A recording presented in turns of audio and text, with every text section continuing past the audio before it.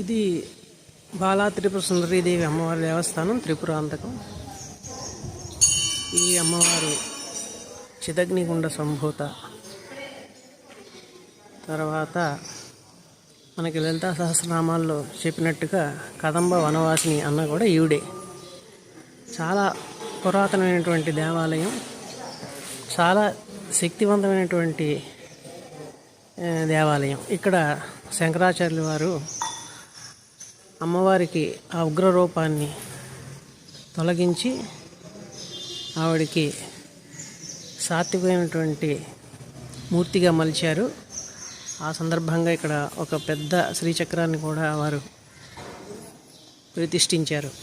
లోపల ఉంటుంది చాలా చక్కటి పెద్ద శ్రీచక్రం. ఇది అమ్మవారి గుడి ప్రాంగణం. ఇక్కడ ప్రసాదాలన్నీ ఇస్తున్నారు భక్తులకి. మొన్న వారాహి నవరాత్రులప్పుడు బాగా జనం వచ్చారు.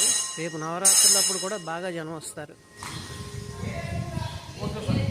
ఇది పూర్వం ప్రకాశం జిల్లా, ఇప్పుడు పల్నాడు జిల్లా కిందకు వస్తుంది ఈ ప్రాంతం.